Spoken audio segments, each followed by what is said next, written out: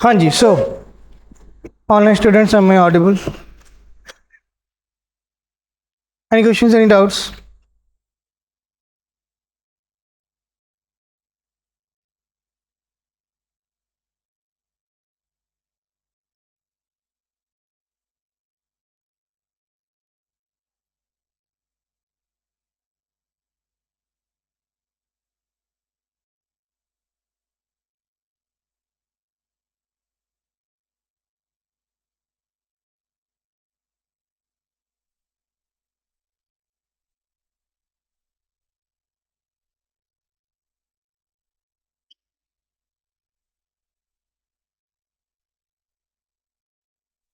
अम्बर्सवन वाला पॉइंट है बच्चे, जैसा आपने पॉलिटी में पढ़ा होगा कि ट्रिब्यूनल्स होते हैं कुछ स्पेशल पर्पस कोर्ट्स, वैसे ही कस्टमर कंप्लेंट हैंडलिंग के लिए अम्बर्समैन बनाए जाते हैं। ठीक है, कोई पर्सन का नाम नहीं है ये। It is a kind of customer complaint handling process. ये एक प्रोसेस है। ठीक है, तो यहाँ पर हमने कहा बैंकिंग के केस में बैंकिंग अम्बर्समैन शुरू होता है 2006 में। देन लेटर ऑन एनबीएफसीज को इसको प्रमोट किया जाता है 18 में, एंड डिजिटल ट्रांजैक्शंस के लिए इसको प्रमोट किया जाता है 19 में। ठीक है, तो काफ़ी ज़्यादा फैला हुआ था अम्बर्समैन, तो समझ नहीं आ पा रहा था कि किस तरीके से इसको इंटीग्रेट करें। तो 2021 में आरबीआई ने इसको इंटीग्रेट करते हुए एक इंटीग्रेटेड अम्बर्समैन स्कीम लेके आया। ठीक है, then we have value investing.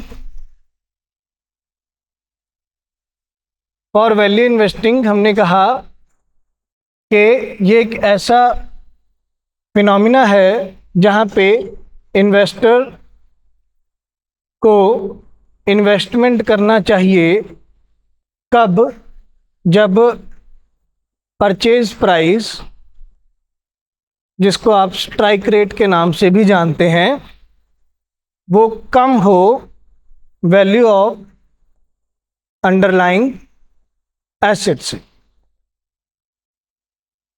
ठीक है, फॉर एग्जांपल क्रूड ऑयल के डेरिवेटिव्स हैं।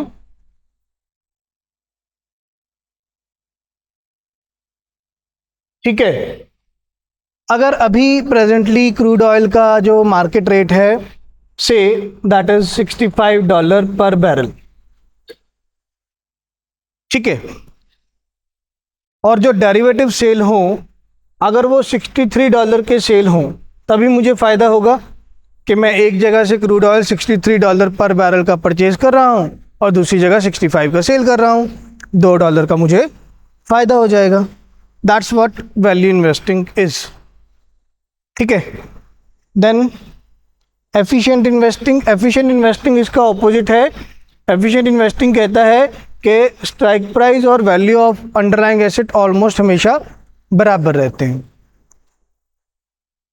ठीक है, ओके। देन प्रधानमंत्री फसल बीमा योजना मैंडेटरी है लोन लेने के लिए। प्रधानमंत्री फसल बीमा योजना मैंडेटरी था लोन लेने के लिए, अभी आरबीआई ने वो गाइडलाइंस चेंज कर दी हैं। ठीक है, 2024 तक वो मैंडेटरी था लोन लेने के लिए, अब नहीं है। Okay, alright. सो कल हमारे बैंकिंग के करंट अफेयर्स कंप्लीट हो गए थे, या हम कहेंगे डोमेस्टिक बैंकिंग के करंट अफेयर्स कंप्लीट हो गए थे। कुछ एक दो पॉइंट्स हैं आईएमएफ या वर्ल्ड बैंक से रिलेटेड, वो हम लेटर ऑन डिस्कस कर लेंगे कल, या मैं अगर सैटरडे को क्लास लेता हूँ मैं तो। आज हम कुछ बिजनेस या industry related current affairs discuss करेंगे, जिसमें सबसे पहले we have B ready index.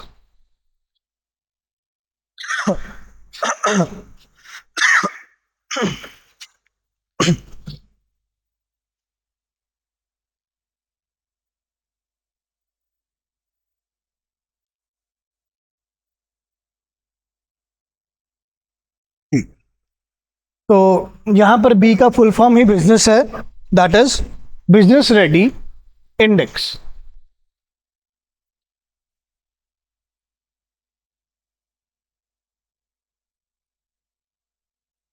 All right, ये आता है ये अभी आया लेटेस्टली दिसंबर 2024 में। ठीक है, इसमें हुआ क्या, वर्ल्ड बैंक प्रिपेयर कर रहा है या प्रिपेयर कर रहा था एक ease of doing business index. World Bank एक इंडेक्स का रिपोर्ट प्रिपेयर करता था, that is ease of doing business index, जिसमें हम 3 पैरामीटर्स प्राइमरीली चेक करते हैं। What is ease of doing business, how easy it is to do the business activities with in any nation, कितने easily आप किसी देश में बिजनेस को कैरी फॉरवर्ड कर सकते हैं। अब इसमें कुछ पैरामीटर्स देखे जाते थे।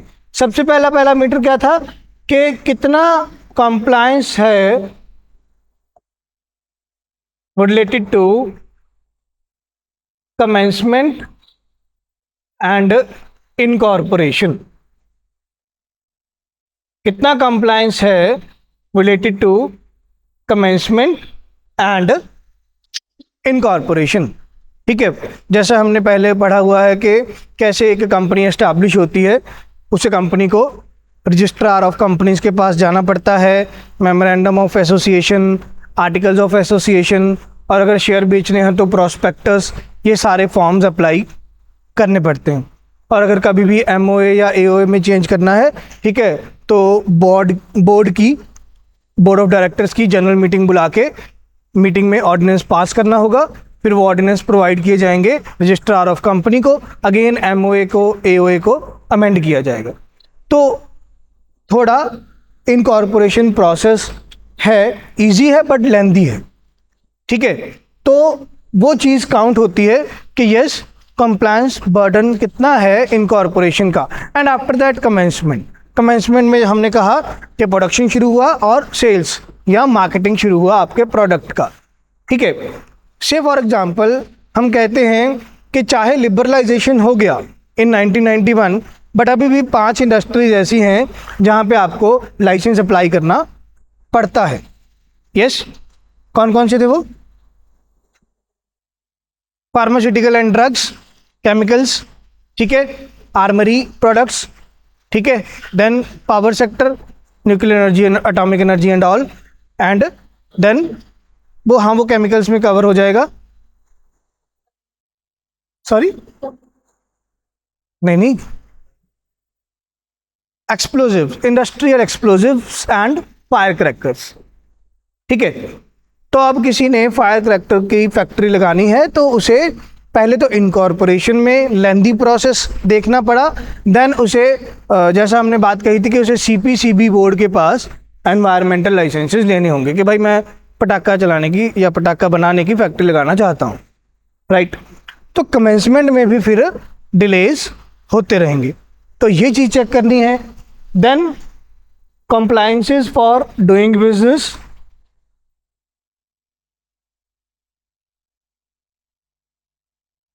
बिजनेस करते वक्त क्या क्या कंप्लायंसेस आपको देखने को मिलेंगे। यहाँ पर अब सारे आपके कंप्लायंसेस आ जाएंगे रिलेटेड टू कंपटीशन। सबसे पहले रिलेटेड टू कंपटीशन सबसे पहले, ठीक है, इंडिया में या किसी भी इकोनॉमी की अगर हम बात करें, वहाँ कितना इजी है कंपटीशन फेस करना, या अगर कंपटीशन फेस कर रहे हो तो वहाँ कितनी ऑर्गेनाइजेशंस अवेलेबल हैं जो फेयर या एक कंपेटिटिव एनवायरनमेंट को बूस्ट करने के लिए वर्क कर रहे हैं। ठीक है, इंडिया में कंपटीशन को कौन ध्यान में रखता है? कंपटीशन एक्ट बनाया गया था इसके लिए इन 2002। कंपटीशन एक्ट बनाया गया था इसके लिए 2002, और कंपटीशन एक्ट की रूल्स एंड रेगुलेशन फॉलो कर रहे हैं सभी या नहीं, उसके लिए competition commission of India CCI बनाया गया है, अगेन इन 2002। ठीक है, अब CCI अपनी वर्किंग को कितना थॉरोली देख रहा है वो आगे बताएगा, वो ऐसे इम्पार्ट करेगा नॉलेज कि आपकी इकोनॉमी में कंपटीशन कितना फेयर है। ठीक है, से फॉर एग्जांपल 2019 से पहले जितने भी एंड्रॉयड फ़ोन्स थे वहाँ पर जो प्योर एंड्रॉयड का ऑप्शन आता था, स्टॉक एंड्रॉयड का ऑप्शन नहीं आता था। प्योर एंड्रॉयड क्या है कि एंड्रॉयड फ़ोन होगा, उसमें गूगल की प्री इंस्टॉल्ड ऐप्स होंगी और आप उनको अनइंस्टॉल भी नहीं कर सकते हो, वो इंस्टॉल्ड ही रहेंगी। ठीक है, स्टॉक एंड्रॉयड होता है कि चाहे एंड्रॉयड फ़ोन है, गूगल के प्रोडक्ट्स, गूगल के सॉफ्टवेयर जिसमें इंस्टॉल्ड है, पर आप उनको अनइंस्टॉल कर सकते हो, वो स्टॉक एंड्रॉयड होता है। तो 2019 से पहले स्टॉक एंड्रॉयड वाला कंसेप्ट नहीं था इतना ज़्यादा प्रेवलेंट इंडिया में, ज़्यादा प्योर एंड्रॉयड ही प्रोडक्ट चल रहे थे। ठीक है, तो फिर 2019 में कुछ कंपनीज ने एलिगेशन लगाया कंपटीशन कमीशन ऑफ इंडिया को गूगल के ऊपर कि सर आप फेयर कंपटीशन को मद्देनज़र नहीं रख रहे इंडिया में मोबाइल सेगमेंट में।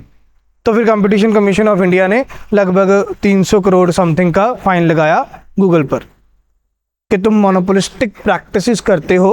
अगर तुमने कोई फ़ोन में अपना सॉफ्टवेयर या यूज़र इंटरफेस प्रोवाइड किया एंड्रॉयड के नाम का और वहाँ पे तुमने ये बोल दिया कि हमारी ही प्री इंस्टॉल्ड ऐप्स आएंगे और तुमने कोई और ऐप इंस्टॉल नहीं कर सकते, या कर सकते हो बट हमारी ऐप अनइंस्टॉल नहीं कर सकते। ठीक है, तो फिर दूसरी कंपनीज़ का कोई ब्राउज़र, कोई म्यूज़िक प्लेयर, कोई ईमेल एप्लीकेशन कैसे कोई एक्सेस कर पाएगा और दूसरी कंपनीज़ के ये प्रोडक्ट कैसे बिकेंगे। ठीक है, अब चाहे वो प्ले स्टोर पर फ्री ऑफ कॉस्ट अवेलेबल हों। ठीक है, से फॉर एग्जांपल अगर हम क्रोम की बात ना करें, गूगल क्रोम जो क्रोम का ब्राउजिंग सॉफ्टवेयर है, अगर हम क्रोम की बात ना करें, हमारे पास माइक्रोसॉफ्ट एज के नाम का भी एक ब्राउजिंग सॉफ्टवेयर रहता है। ठीक है, तो माइक्रोसॉफ्ट वाले कहते हैं भाई हमारा प्रोडक्ट कब बिकेगा। ठीक है, और कस्टमर इस नेग्लिजेंस में रह जाएगा कि मेमोरी फिलअप हो जाएगी, हम कोई और एप्लीकेशन डाउनलोड नहीं कर सकते। राइट, तो फिर वो इसका मतलब 2019 तक इंडिया में फेयर कंपटीशन नहीं था इन मोबाइल सेगमेंट पर। अब कंपटीशन कमीशन ऑफ इंडिया अगर हम कहें कि ये वर्क कर रहा है, गूगल पे फाइन लगा दिया, गूगल को बोला कि आप प्योर एंड्रॉयड नहीं स्टॉक एंड्रॉयड भी प्रोवाइड करेंगे मोबाइल फ़ोन्स में, तो गूगल अब करने लगा है। ठीक है, अब वो ऑप्शन देने लगा है कि अगर प्री इंस्टॉल्ड ऐप्स भी हैं गूगल के तो आप वो अनइंस्टॉल कर पाएँ। ठीक है, वो लेटर ऑन किसी मोबाइल्स में, किसी फ़ोन्स में विद इन मोबाइल के सॉफ्टवेयर अपडेट के साथ वो चीज़ें चेंज हो जाती हैं। ठीक है, वो मुझसे मत पूछना कि सर मेरे फ़ोन में तो हो नहीं रहा। ठीक है वो अपडेट्स का सीन होगा, आप अपडेट कर लीजिएगा अपना phone. So the point being कि इतना फेयर है आपकी कंट्री में कंपटीशन, वो भी मैनेज करता है आपके बिजनेस के चलने के प्रोसेस को। ठीक है,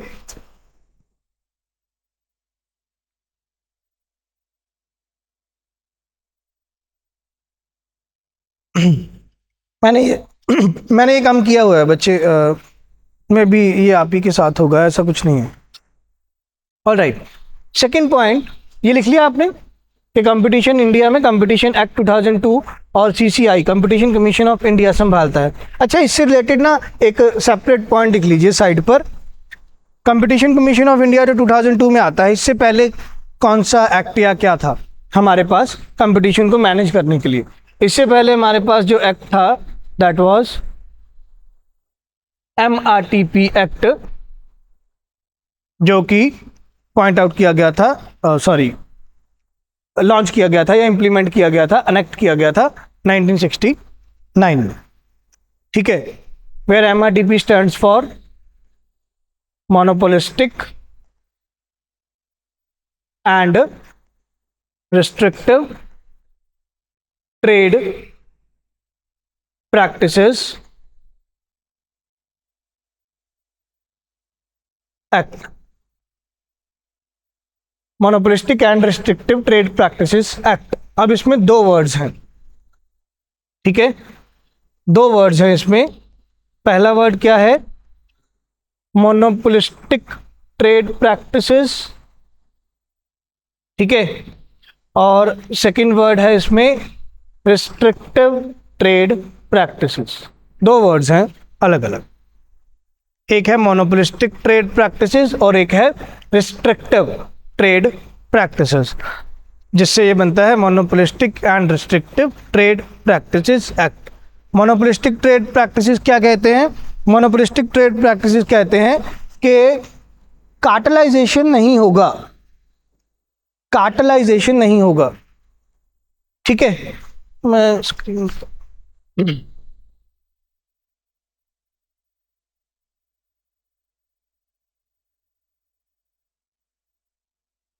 आपको सही शो हो रहा है स्क्रीन?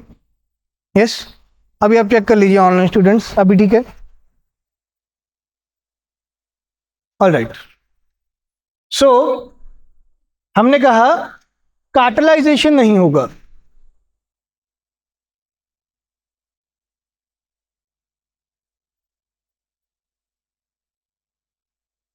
ठीक है। कार्टेलाइजेशन क्या है? जिसने भी वो पाब्लो एस्कोबार वाली सीरीज देखी है, मान लो जी अमेरिका का नेवाडा एरिया है, ये बीच में से एक नदी निकल रही है, इधर एक गैंग है ड्रग्स बेच रही है, इधर एक गैंग ड्रग्स बेच रही है। ये कहते कि हम कंपटीशन में हैं, सदियों से फैमिली गैंग वॉर्स चल रहे हैं, ठीक है। फिर इनके बीच में एक सुलह हुई, कहते यार नशा ही बेचना, दूसरे लोगों को बेचना, हम क्यों लड़ रहे हैं, ठीक है। तो हम एक ब्रिज बना लेते हैं इस नदी पर और सारा टेरिटरी हमारा। इसको बोलते हैं कार्टेल या देसी भाषा में ग्रुप, ठीक है। तो कार्टेल जब बन गया, CARTEL, या ग्रुप जब बन गया, वहां पे जनरेट हो जाएगी आर्टिफिशियल मोनोपोली, वहां पे जनरेट हो जाएगा आर्टिफिशियल मोनोपोली। पहले तो ये दो कॉम्पिटिटर हैं, ठीक है, ए भैया बी भैया, इनमें दोनों में आपस में कंपटीशन चलता था। अब वो कंपटीशन खत्म हो गया तो ये प्राइस को मैनिपुलेट कर पाएंगे, ठीक है। सारी टेरिटरी में एक ग्रुप है, एक कार्टेल है जो नशा बेच रहा है, उन्होंने एक प्राइस फिक्स कर दिया कि इसी प्राइस पर हम चीज बेचेंगे, नहीं तो भागो, ठीक है। और प्रोडक्ट ऐसा है जो जरूरी है सबके लिए, मतलब चलो जरूरी तो क्या है, वो नेसेसिटी बन गया ना, ठीक है। अच्छी बात, मतलब ठीक है, गलत बात है, कार्टेलाइजेशन गलत बात है। तो कार्टेलाइजेशन ना हो, ये होती है monopolistic trade practices. Monopoly create करने की प्रैक्टिसेस को बोला गया मोनोपोलिस्टिक ट्रेड प्रैक्टिसेस। तो आपने मोनोपोलिस्टिक ट्रेड प्रैक्टिसेस नहीं करनी। और दूसरा है restrictive trade practices. Restrictive trade practices क्या है? ऐसी ट्रेड प्रैक्टिसेस जिन पर गवर्नमेंट या कोई कानून रिस्ट्रिक्शन इम्पोज कर रहा है। से फॉर एग्जांपल, आप MRP से ज़्यादा चार्ज नहीं करेंगे, किसी भी प्रोडक्ट पर MRP से ज़्यादा चार्ज नहीं करेंगे। अगर कर रहे हो, ठीक है, या तो जी तुम जो सेलर है उससे बिल मांगो ताकि सरकार उसके खिलाफ कोई केस दर्ज कर सके। अगर सेलर से तुम बिल नहीं मांग पा रहे या सेलर तुम्हें मना कर रहा है, फिर किसी दूसरी दुकान से परचेज कर लो। पर वो हमें करना नहीं है, हम भी तो अपना कन्वीनियंस देखते हैं, ठीक। या से फॉर एग्जांपल टीवी पर, जिसे हम स्क्रीन मीडिया बोलते हैं, या पेपर पर, जिसे हम प्रिंट मीडिया बोलते हैं, न्यूज़पेपर, होर्डिंग्स, यहाँ पर ओपनली आप अल्कोहल रिलेटेड प्रोडक्ट प्रमोट नहीं कर सकते हो, ठीक है। अल्कोहल के ब्रांड के नाम का वाटर, सोडा, सॉफ्ट ड्रिंक ऐसा बना के बेच दोगे, वो अलग बात, ठीक है। अल्कोहल रिलेटेड हार्ड ड्रिंक्स आप ओपनली प्रमोट नहीं कर सकते ऑन टेलीविजन और ऑन न्यूज़पेपर। हम वो सोडा के नाम पे बेच रहे हैं ना, हम वो सोडा के नाम पे बेच रहे हैं, वो ये नहीं कह रहे कि जी मैकडावल दारू है ना, वो स्पार्कलिंग वाटर बोलने लगे आजकल। तो चलो, वो तो कंपनियों ने अब तौर तरीके निकाल लिए, सिंपल सी बात है। मेरे को मना किसके लिए किया गया कि दारू की एडवर्टाइजमेंट नहीं बेचनी, ठीक है। अगर सबको पता है कि मैकडॉवेल दारू है तो मैं मैकडॉवेल दारू की बजाय मैकडॉवेल सोडा का नाम, मेरे को तो लोगों के दिमाग में मैकडॉवेल नाम पहुंचाना है ठीक है। जो एडवर्टाइजमेंट एजेंसीज करते हैं, दो तरह का एडवर्टाइजमेंट होता है, पॉजिटिव एडवर्टाइजमेंट और नेगेटिव एडवर्टाइजमेंट। पॉजिटिव एडवर्टाइजमेंट में आप लोगों के दिमाग पर छाते हो पॉजिटिवली, नेगेटिव एडवर्टाइजमेंट में आप लोगों के दिमाग पर छाते हो नेगेटिवली। बस बात क्या है, how to capture the mind of the viewers. जो व्यूअर हैं उनका माइंड कैसे कैप्चर करें, ठीक है। कई बार जानबूझ के बहुत ही घटिया सा एक्टर या एक्ट्रेस लिया जाता है अपने प्रोडक्ट को प्रमोट करने के लिए, ठीक है। बट 20 लोग उसके बारे में बात करते हैं कि यार वो फलाने प्रोडक्ट में ना वो फलाना सा गंदा सा एक्टर ले लिया, वर्ड ऑफ माउथ शुरू हो जाता है, ठीक है, चर्चा होनी शुरू हो जाती है प्रोडक्ट की। तो ये होती हैं चीज़ें। चलो अब तो वो रिस्ट्रिक्टिव ट्रेड प्रैक्टिसेस हैं, उनमें नहीं जान, ठीक। चलिए, तो ये याद रखिएगा कि कंपटीशन कमीशन या कंपटीशन एक्ट आने से पहले हमारे पास कंपटीशन को हैंडल करने के लिए इंडिया में monopolistic and restrictive trade practices act था, 1969 में आया था। 1999 में इसको ख़त्म कर दिया गया था और 2002 में नया एक reformed act, competition act launch किया गया था। और कंपटीशन वाले कितना फेयरली अपनी एक्टिविटीज़ को परफॉर्म कर रहे हैं इंडिया में कंपटीशन को प्रमोट करने के लिए, वहाँ पर भी ईज ऑफ डूइंग बिजनेस लागू होगा, ठीक है। चलिए,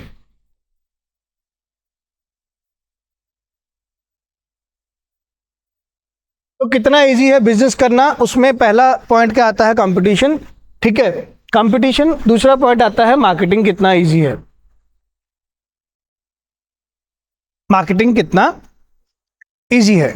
now marketing is not just confined with sales only, from production to sales and after sales services, सारी चीज़ें कवर हो जाएंगी मार्केटिंग में, from production to sales and after sales services. सारा आपका मार्केटिंग प्रोसेस कितना इजी है वो भी आपके ईज ऑफ डूइंग बिजनेस को शो करता है। एंड थर्ड, कैसे आप इजीली टैक्सेशन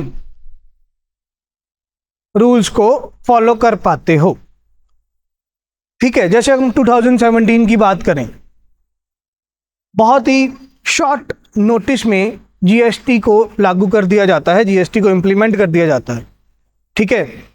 चार्टर्ड अकाउंटेंट्स को नहीं पता कि भाई जीएसटी की रिटर्न कैसे भरेंगे, वकीलों को नहीं पता जीएसटी के केस कैसे लड़ने हैं, जज को नहीं पता जीएसटी की रूलिंग कैसे देनी है, ठीक।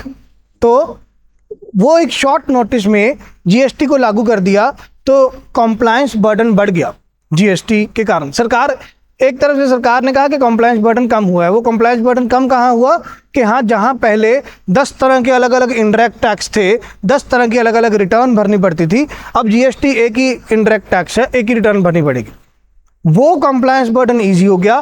बट जो उस जीएसटी का हैंडलिंग था कि इस प्रोसेस को हैंडल कैसे करें, समझें कैसे, खाते कैसे बनाने हैं जी जीएसटी के साथ, वो नहीं आया था।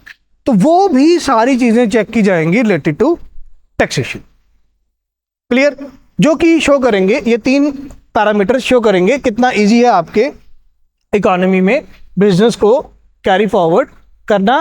एंड थर्ड वन, आप क्या चीज चेक करेंगे, कितना इजी है ease of closing a business.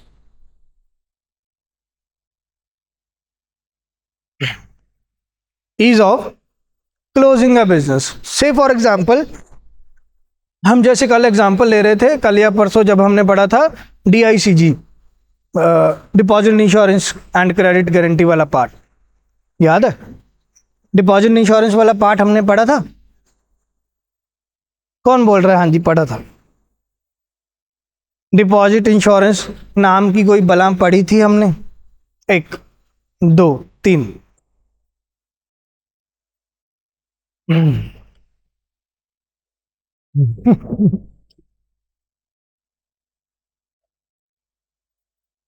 मैं तो ये बोल सकता हूँ कि मैं पढ़ा के भूल गया, क्योंकि बहुत सारे टॉपिक्स पढ़ा रहे हैं और बहुत सारी बार पढ़ा रहे हैं तो शायद माइंड से स्किप हो गया, या पढ़ाते पढ़ाते कई बार दिमाग में ना वो कदे कदे रब नाल सीधी पै गई, बाबिਆਂ ਦੇ ਮੂੰਹ ਤੇ कोई गल आ गई तो दसता क्या भी कोई चीज़ होंगी है। पर मुझे इतना याद है कि हमने डिपॉजिट इंश्योरेंस नाम की कोई बला की थी, बताया था कि 5 लाख तक का डिपॉजिट इंश्योरेंस मिलता है। हाँ हाँ बताया था, ठीक है। हैंस प्रूव्ड कि मैं ठीक ठाक पढ़ा लेती। चलो नाउ अब हमने कहा कि डिपॉजिट इंश्योरेंस तो कब मिलेगा, जब एक बैंक का लिक्विडेशन हो गया, बैंक का दिवालिया निकल गया, बैंक बंद होने वाला है और वो अपने डिपॉजिटर्स को पैसा नहीं रिटर्न कर सकता, तो वहाँ आरबीआई आ गया, कहता भाई ठीक है मैं डीआईसीजी को बोल दूंगा कि आप पैसा रिटर्न कर दो अप टू 5 लाख, ठीक है। बट डिपॉजिटर्स को तो पैसा कब मिलेगा, जब बैंक लिक्विडेट हो जाएगा। और अगर लिक्विडेशन प्रोसेस में ही 180 दिन निकल गए, 6 महीने निकल गए, ठीक है, तो वो डिपॉजिटर बेचारे 6 महीने तक लटकते रहें। तो कितना इजी है बिजनेस को बंद करना, ये भी आपके overall ease of doing business में समराइज होता है, ठीक है, सॉरी समराइज होना चाहिए, ठीक है, जो कि ease of doing business index में नहीं हो रहा था। चलो अब आते हैं करंट अफेयर पर। तो करंट अफेयर क्या कहता है, वर्ल्ड बैंक ने ईज ऑफ डूइंग बिजनेस को कट कर दिया इस इंडेक्स को, और अब 2024 से उन्होंने दिसंबर 2024 में बोला कि हम एक बी रेडी इंडेक्स के नाम का नया इंडेक्स लॉन्च करेंगे, जिसमें कुछ और नए पैरामीटर्स असिमिलेट करेंगे, ठीक है ठीक है ठीक है, ओके। तो क्या है ये बी रेडी इंडेक्स, थोड़ा लिखिए इसके बारे में जी।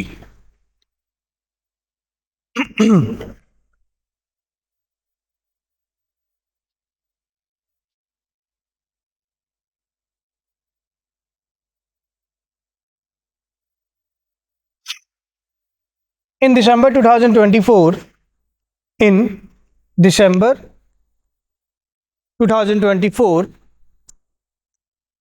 World Bank promotes Be Ready Index.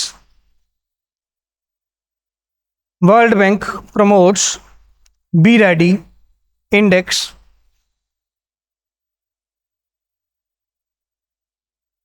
in a pilot phase. In a pilot phase from 2024 to 2026. From 2024 to 2026 2 साल के लिए इसको पायलट फेज में लॉन्च किया गया है। अगर ये अच्छा साबित हुआ, सारे पैरामीटर सही ढंग से चेक कर पाए, तो इसको वर्ल्ड वाइड हम लॉन्च कर देंगे, ठीक है। Initially it comprises 50 countries. Initially, it comprises 50 countries excluding India. तो इनिशियली इसमें 50 इकोनॉमीज का डेटा चेक किया जाएगा, अभी इसमें इंडिया को इंक्लूड नहीं किया गया है, ठीक है। एक स्टार पॉइंट लिख लीजिएगा, important point. Department of promotion of industries and internal trade, Department for Promotion of Industries and Internal Trade, DPIIT. Department for Promotion of Industries and Internal Trade will also include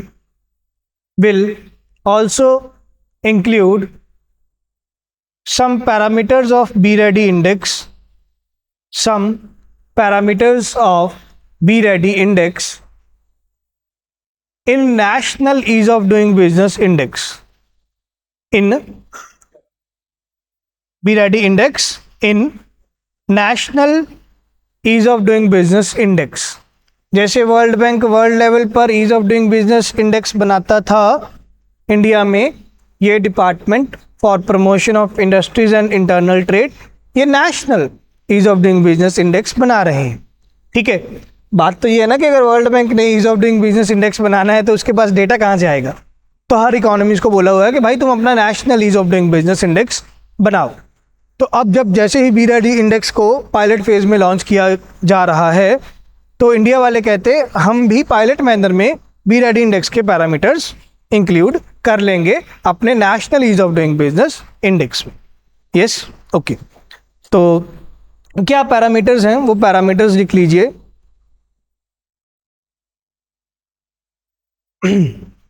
तो around 10 parameters suggest किए गए हैं BREADY index के लिए। First of all, business entry, कितना easy है किसी भी इकोनॉमी में बिजनेस में एंटर होना। सेकंड, बिजनेस लोकेशन, कितना इजी है अपने कन्वीनियंस के अकॉर्डिंग किसी लोकेशन में बिजनेस को सेटअप कर पाना। ठीक है, से फॉर एग्जांपल लोकेशन पॉलिसी आया था 1991 में। 1991 में ना जब इंडस्ट्रियल पॉलिसी आया था, उस इंडस्ट्रियल पॉलिसी के अंडर लोकेशन पॉलिसी था कि कहाँ किसी इंडस्ट्री का लोकेशन होगा। ठीक है, तो वहाँ पे कॉन्सेप्ट आया कि अगर कोई इंडस्ट्री कार्बन एमिशन करते हैं या कोई हजार्डस वेस्ट मटेरियल एमिशन करते हैं तो उनका जो एस्टैब्लिशमेंट होगा वो किसी भी टाउनशिप के 25 किलोमीटर स्क्वायर रेडियस में नहीं होगा। ठीक है, सो अगर 25 किलोमीटर के स्क्वायर रेडियस में कोई इकोनॉमी में या किसी टाउनशिप के नज़दीक कोई एस्टैब्लिशमेंट नहीं हो सकता इंडस्ट्री का, ठीक है, तो इसका मतलब वो टाउन, वो लोकेलिटी इंडस्ट्री वाइज थोड़ा पीछे रह जाएगा। उस टाउन में आप कैसे इंडस्ट्रियल एम्प्लॉयमेंट को जनरेट कर पाओगे। ठीक है, क्या कोई पर्सन इतना बेला होगा कि वो अपने घर से 25 किलोमीटर दूर जाके फैक्ट्री में जॉब करेगा? फिर वो कहेगा कि मुझे तो मेरे घर के आसपास ही किसी सर्विस सेक्टर में जॉब मिल जाए। तो इंडस्ट्रियल सेक्टर में फिर आप ग्रोथ और अनएम्प्लॉयमेंट कैसे जनरेट करोगे? तो ऐसी डिस्क्रिपेंसीज आने के चांस बढ़ जाते हैं। तो इसलिए ये लोकेशन पॉलिसी अच्छे ढंग से काम नहीं कर पाती है। तो कितना ईजी है आपके इकोनॉमी में किसी भी लोकेशन पर बिजनेस को सेटअप कर पाना, उसे भी पैरामीटर बनाया जाएगा इस BREADY इंडेक्स में। Third utility services. कितना इजी है आपके इकोनॉमी में water connection, electricity connection, sewage connection लेना और इंडस्ट्री, वो यूटिलिटी कनेक्शन, यूटिलिटी सर्विसेज में चेक किया जाएगा। फोर्थ, हायरिंग लेबर, कितना इजी है लेबर को हायर करना, आपकी इकोनॉमी में लेबर मार्केट कितना फ्लेक्सिबल है। फिफ्थ, फाइनेंशियल सर्विसेज, लोन लेना क्रेडिट मार्केट में, मनी मार्केट में या कैपिटल मार्केट में कितना इजी है, ये भी BREADY इंडेक्स में एसिमिलेट किया जाएगा। देन इंटरनेशनल ट्रेड, इस पैरामीटर में इंडिया ने अपने आप को बहुत ज़्यादा सुधारा है। अगर हम बिफोर 1991 की बात करें, बहुत ज़्यादा रिस्ट्रिक्शंस थे on international trade. If I have to import something, तो सबसे पहले तो करेंसी कन्वर्टिबिलिटी नहीं थी। ठीक है, और अगर मुझे कुछ इंपोर्ट करना है तो आई हैव टू एक्वायर लगभग 17 types of documents, and if I have to export something I have to acquire लगभग 13 टाइप्स ऑफ डॉक्यूमेंट्स। ठीक है जी, तो फाइलों के बोझ में ही ज़िंदगी चली जाती थी, इंपोर्ट एक्सपोर्ट तो हो ही नहीं रहा था।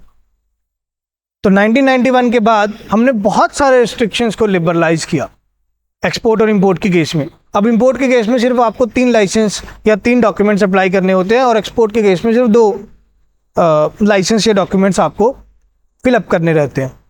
तो कहाँ 17 और 13, अब उनको 3 और 2 पे ले आए हैं। तो ये आपका ओवरऑल इकोनॉमी में BREADY इंडेक्स को प्रमोट करने में हेल्प करेगा कि कितना इजी है आपकी इकोनॉमी में इंटरनेशनल ट्रेड कर पाना। Next is taxation. Next one, taxation. Then dispute redressal.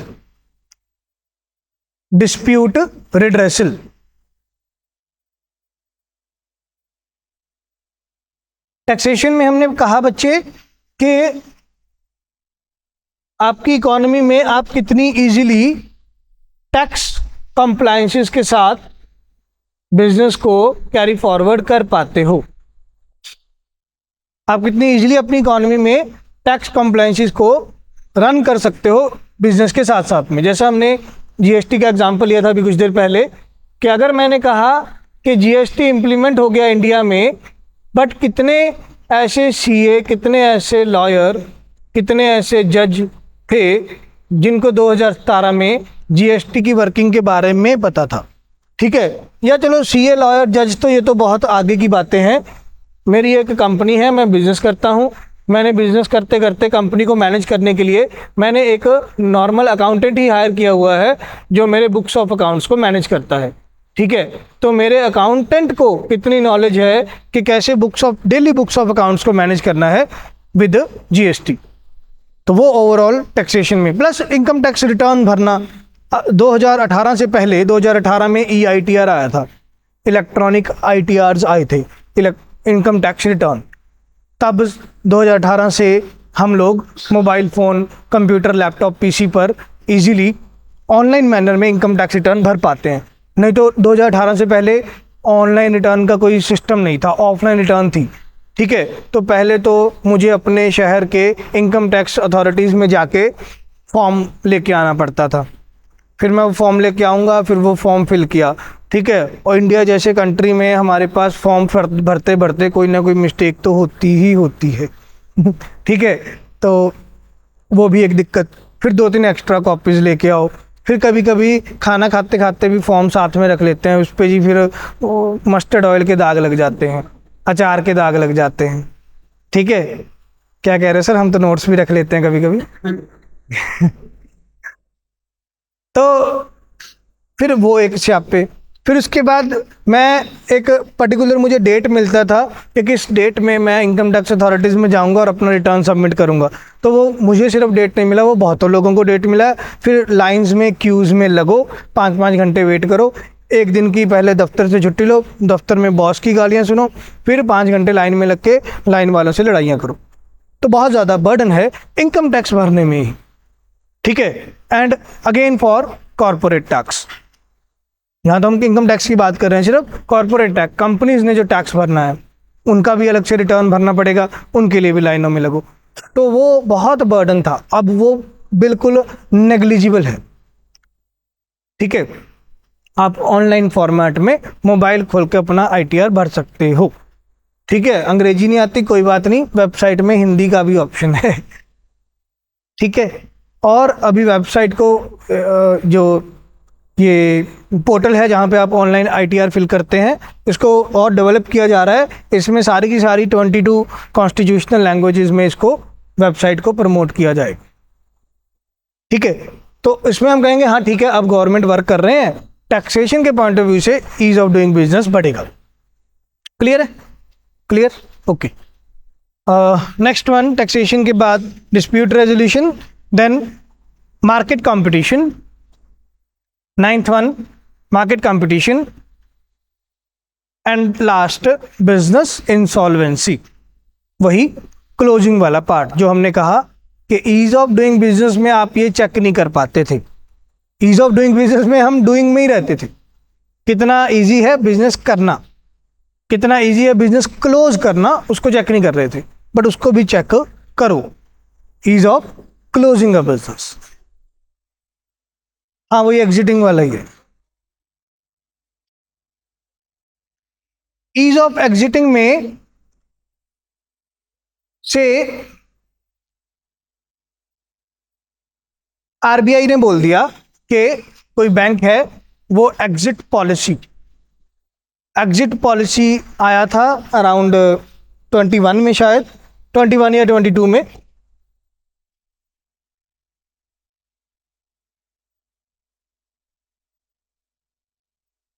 कि कैसे कोई कंपनी एग्जिट मारेगी मार्केट से। बट ये पहले किन के लिए आया था? उन एंटिटीज के लिए जो NPAs में है, वो कंपनियां जो नॉन परफॉर्मिंग एसेट में है, बैंक के कर्जे नहीं उतार पा रही हैं, उनको बोला गया कि आप एग्जिट मार लो। सारी कंपनियों पे नहीं है लागू। ठीक है, इसलिए अब कहते हैं जी बिजनेस इंसॉल्वेंसी को भी ईज ऑफ डूइंग बिजनेस का इंडेक्स का पार्ट बनाओ और उसको एक नया नाम दे दिया बी रेडी इंडेक्स का। ठीक है, so these are the 10 parameters जो बी रेडी इंडेक्स में देखने को मिलेंगे। Last one, what are the objectives या pillars of this B ready index. Objectives या pillars of this B ready index. Pillar number 1,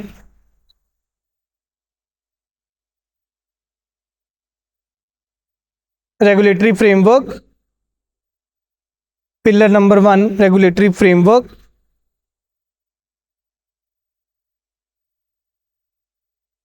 regulatory framework. Pillar number 2, public services. Pillar number 2, public services. And pillar number 3, operational efficiency. Pillar number 3, operational efficiency. ठीक है, सिर्फ for example हमने कहा, जैसे B ready index का एक parameter लिया international trade. Government ने डॉक्यूमेंटेशन बर्डन कम कर दिया हमारा इंटरनेशनल ट्रेड के केस में, बट इंडिया से कोई प्रोडक्ट चला और उसको से किसी यूरोपियन नेशन में या किसी लैटिन अमेरिकन नेशन में पहुंचने में, से पेरू में, ब्राज़ील में पहुंचने में लग जाते हैं 32 डेज। ठीक है, और उधर से ऊपर से जियोपॉलिटिकल एरिया में बहुत ज़्यादा कॉन्फ्लिक्ट्स चल रहे हैं इजराइल गाज़ा के साथ। अभी तो अमेरिका ने भी यमन पर अटैक कर दिया, हाउदीज़ पर। ठीक है, रशिया यूक्रेन का कुछ अपना चलता रहता है। तो जो ये सारा ट्रेड रूट है, ठीक है, ये यूरोपियन ट्रेड रूट है जो आगे रेड सी के साथ जाके मिलता है, और रेड सी में बॉम्बिंग हो रही है, पायरेट्स अमेरिकन शिप्स को अटैक कर रहे हैं। तो वहाँ पे 32 से 33 दिन या 35 दिन लग गए मेरे प्रोडक्ट को इंडिया से चल के यूरोपियन नेशन में पहुँचने में। तो वहाँ पे गवर्नमेंट कहती कि भाई मैंने अगर आपको डॉक्यूमेंट कम कर भी दिए तो इंटरनेशनल ट्रेड में तो अभी भी मेरा कंप्लायंस या अभी भी मेरा जो ईज ऑफ डूइंग बिजनेस है वो नहीं आ पाया। तो वहाँ पे कहते इन 3 पिलर्स को भी ध्यान में रखा जाएगा, रेगुलेटरी फ्रेमवर्क, पब्लिक सर्विसेज और ऑपरेशनल एफिशिएंसी। इन तीनों को भी साथ में प्रमोट किया जाए। ठीक है, प्लस 3 ये 3 पिलर्स हो गए, इसके साथ में और लिख लीजिए 3 थीम एरियाज। 3 थीम एरियाज के किन एरियाज को भी साथ में कवर किया जाएगा। 3 theme areas, first of all digital adaptation. Digital adaptation कितना इजी है आपकी इकोनॉमी में किसी भी 10 पैरामीटर्स के साथ डिजिटली अडॉप्टेशन को चेक करना। Second one, environment sustainability. Environment sustainability. And third one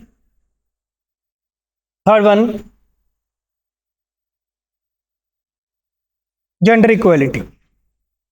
gender equality.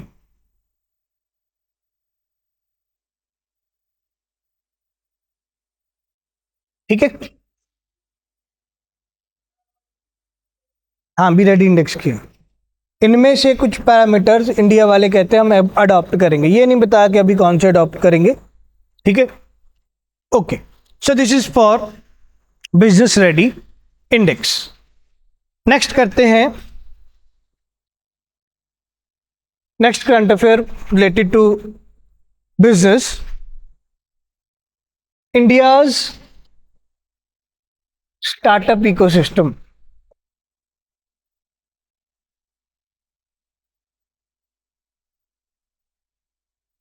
कैसा है इंडिया का startup ecosystem.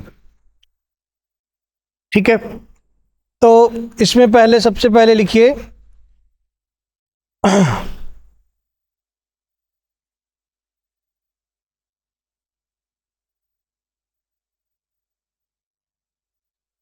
DPIIT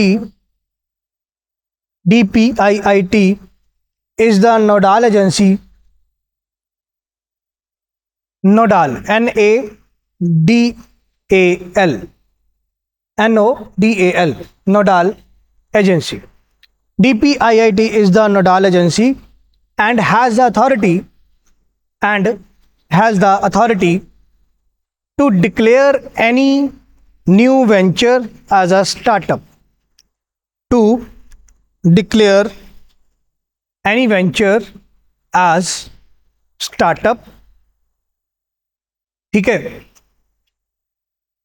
As such, अभी तक हमारे पास कोई रूल्स एंड रेगुलेशंस नहीं है on the basis of investment और टर्नओवर जो किसी नए वेंचर को स्टार्टअप की कैटेगरी में रखेंगे.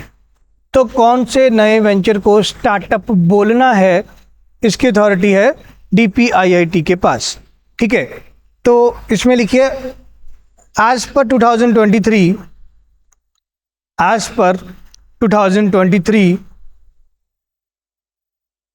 India's startup ecosystem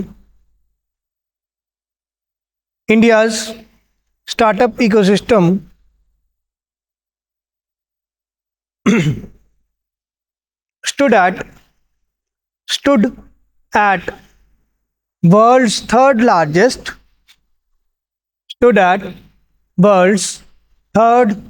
largest after USA and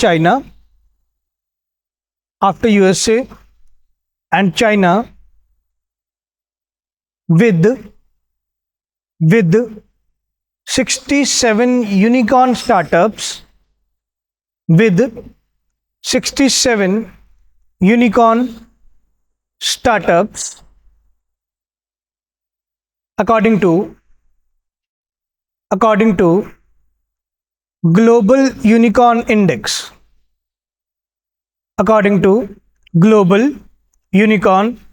Index. ठीक है. ब्रैकेट में लिख लीजिएगा this report released by Hurun HURUN. This report released by Hurun HURUN. ये एक प्राइवेट एंटिटी है, एक रिसर्च पब्लिकेशन की बॉडी है जो रिपोर्ट्स पब्लिश करते हैं. Hurun HURUN. ठीक है. अमेरिका बेस्ड ये एक प्राइवेट एंटिटी है जो रिसर्च पब्लिकेशंस का काम करते हैं और इन्होंने एक इंडेक्स, ग्लोबल यूनिकॉर्न इंडेक्स के नाम का इंडेक्स ये जारी कर रहे हैं. 2023 में जारी किया, जिसमें हमें पता लगा कि इंडिया जो है वो यूनिकॉर्न स्टार्टअप्स के केस में थर्ड लार्जेस्ट इकोसिस्टम है after USA and China. Unicorn क्या था? एक ऐसा स्टार्टअप जिसका वैल्यू था $1 बिलियन से ज़्यादा. अब यूनिकॉर्न एक अलग कंसर्न है, स्टार्टअप एक अलग कंसर्न है. स्टार्टअप मतलब नया वेंचर जो स्टार्ट हुआ है अभी.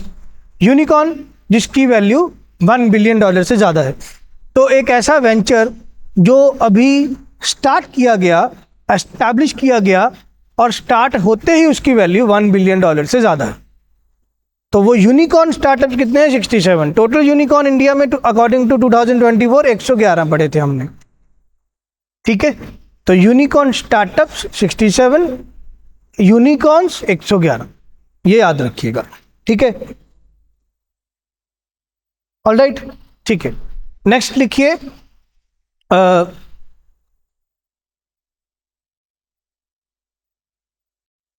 the projection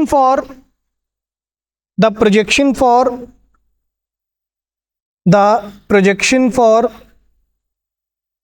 startup ecosystem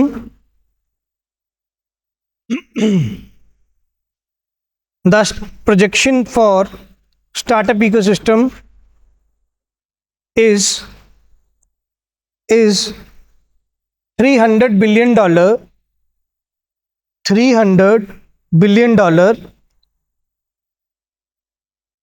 by 2030. by 2030. वो ओवरऑल यूनिकॉर्न की बात कर रहे हैं हम बच्चे. ओवरऑल यूनिकॉर्न 111 है. यूनिकॉर्न स्टार्टअप्स, वो स्टार्टअप जो अभी नया बिजनेस एस्टैब्लिश हुआ और बिजनेस एस्टैब्लिश होते ही उसकी वैल्यू $1 बिलियन है, वो 67 है. मतलब एक पुरानी कंपनी, बुड्ढी कंपनी, उसकी वैल्यू भी $1 बिलियन से ज़्यादा हो गई तो वो भी अपने आप को यूनिकॉर्न बोलेंगे. ठीक है, वो टोटल 111 है, नई कंपनी और पुरानी कंपनी दोनों को मिला के 111। ओके। तो क्या प्रोजेक्शन है कि $300 बिलियन तक की वैल्यू पहुंच जाएगी बाय 2030 इंडिया के स्टार्टअप इकोसिस्टम की। अब ये ओवरऑल स्टार्टअप इकोसिस्टम है, इसमें सिर्फ यूनिकॉर्न नहीं है, इसमें वो भी स्टार्टअप्स हैं जिनका वैल्यू $1 बिलियन से कम का भी है। तो वो सारे स्टार्टअप इकोसिस्टम की वैल्यू पहुंच जाएगी $300 बिलियन के लगभग बाय 2030। अब इसमें अराउंड $100 बिलियन के आसपास है अभी प्रेजेंटली।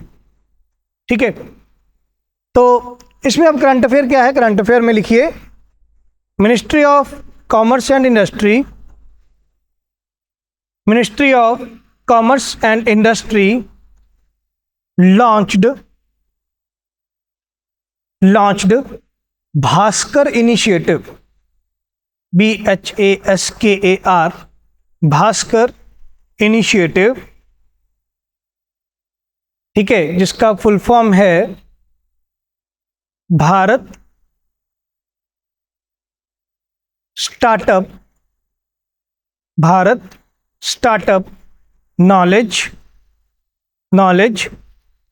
एक्सेस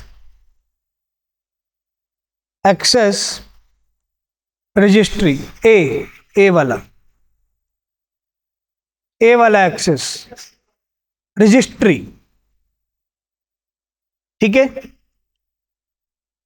जहां भी अब करंट अफेयर्स में रजिस्ट्री नाम का वर्ड पढ़ो, उसका मतलब होगा कि गवर्नमेंट एक ऑनलाइन प्लेटफॉर्म डेवलप कर रहे हैं जहां पे स्टार्टअप इकोसिस्टम से रिलेटेड या जिस भी कंसर्न में वो रजिस्ट्री बनाई गई है तो उनका ऑनलाइन डेटा स्टोर किया जाएगा, उसका मतलब है रजिस्ट्री। जैसे कि हमने एग्रीकल्चर में पढ़ा था फार्म रजिस्ट्रीज, तो वहाँ पे फार्मिंग कम्युनिटी का डेटा ऑनलाइन फॉर्म में स्टोर किया गया है। तो ये Bhaskar startup knowledge access registry, तो यहाँ पे स्टार्टअप्स का डेटा ऑनलाइन फॉर्मेट में स्टोर किया जाएगा। Clear? Alright, so this is for ये करंट अफेयर था कि भास्कर इनिशिएटिव लॉन्च किया गया है। अच्छा, अगर कुछ प्रेजेंट गवर्नमेंट के इनिशिएटिव्स अगर आप लिखें कि प्रेजेंट इनिशिएटिव्स क्या हैं गवर्नमेंट की तरफ से स्टार्टअप इकोसिस्टम को प्रमोट करने के लिए, तो वहाँ पे लिखिए first of all Atal innovation mission. ठीक है, इसमें हम स्टार्टअप इनोवेशन को प्रमोट करते हैं। Then we have startup India scheme,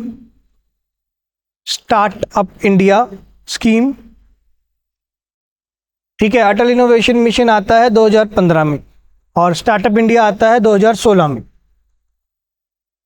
ठीक है, देन स्टार्टअप इंडिया से ही related stand up India scheme. Startup India में क्या होगा, नए स्टार्टअप्स को प्रमोट करना है कि वो डिजिटल सर्विसेज प्रोवाइड कर सकें। ठीक, स्टार्टअप इंडिया में क्या है कि कोई कंपनी है जो ट्रेडिशनली एस्टैब्लिश्ड है, वो ऑफलाइन मोड में ट्रेडिशनल मोड में ज़्यादा वर्क करते हैं। अब उनको हेल्प करना कि वो ऑफलाइन के साथ साथ ऑनलाइन में भी खुद को शिफ्ट करें, तो उनको स्टैंड अप इंडिया के नाम से इनिशिएटिव बोला गया। स्टैंड अप, हाँ, तो उनको प्रमोट करना है। वो पुराने ट्रेडिशनल फॉर्मेट में बिजनेस कर रहे हैं, अब उनको प्रमोट करना है कि आप डिजिटल फॉर्मेट में भी आओ। स्टार्टअप में आपने नए एंटरप्रेन्योर्स को प्रमोट करना है टू इनिशिएट डिजिटल स्टार्टअप्स।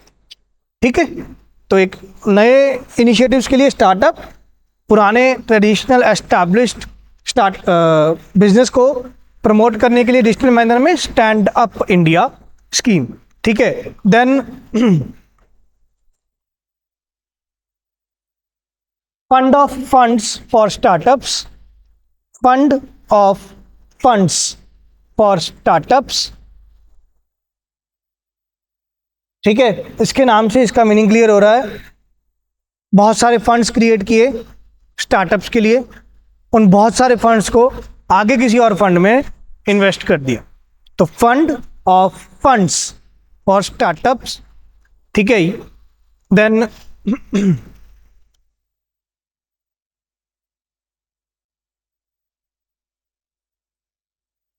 नहीं, वो एज सच स्टार्टअप इकोसिस्टम को प्रमोट नहीं कर रहा, उसमें हमने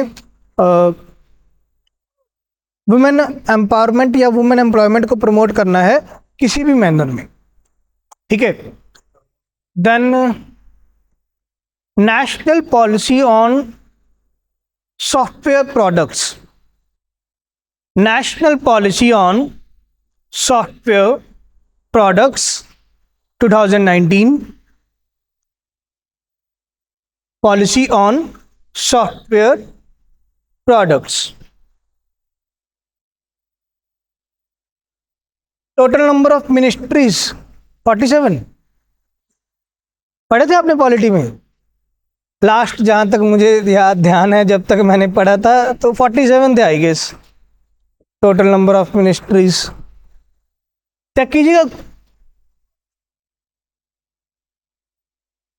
present total number of ministries.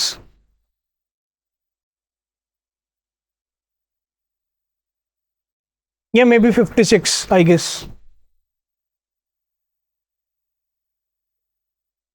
58 latestly created जो मिनिस्ट्री है वो 2020 में है मिनिस्ट्री ऑफ एजुकेशन, ठीक है। इसके बाद का मुझे ध्यान नहीं है, जहाँ तक मेरा ख्याल है इसके बाद कोई नया मिनिस्ट्री क्रिएट भी नहीं हुआ है। लेटेस्टली क्रिएटेड मिनिस्ट्री जो था वो मिनिस्ट्री ऑफ एजुकेशन था, नेशनल एजुकेशन पॉलिसी 2020 में क्रिएट किया गया था।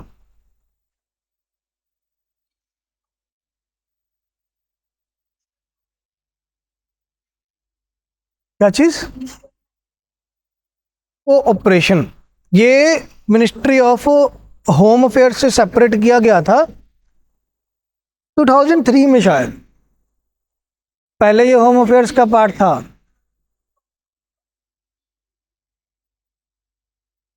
पहले ये एक काइंड ऑफ डिपार्टमेंट था होम अफेयर्स के अंडर, बाद में इसको सेपरेट मिनिस्ट्री बनाया गया था 2003 शायद, जहां तक मेरा ख्याल है। चेक कर लीजिएगा वो। नहीं, वो कोऑपरेशन कि सारी मिनिस्ट्रीज में कोऑपरेट बना के रखेगा, जो सारे डिपार्टमेंट्स में कोऑपरेट बना के रखेगा। जो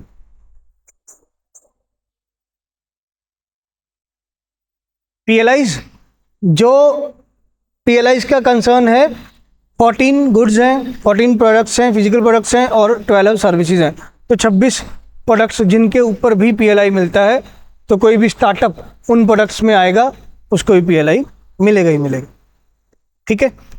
ओके, तो national policy on software products ये 2019 में आया था, जो कि उन स्टार्टअप्स को प्रमोट करेगा जो सॉफ्टवेयर कंपनीज या सॉफ्टवेयर प्रोडक्ट्स को बेचना चाहते हैं। देन मार्ग इनिशिएटिव, अब वो सीड फंड भी लिख सकते हैं आप, बिल्कुल लिख सकते हैं। Startup seed fund, startup seed fund and मार्ग इनिशिएटिव, MAARG, मार्ग initiative, where MARG stands for mentorship, RG, मार्ग mentorship, advisory, mentorship, advisory, assistance, resilience and growth।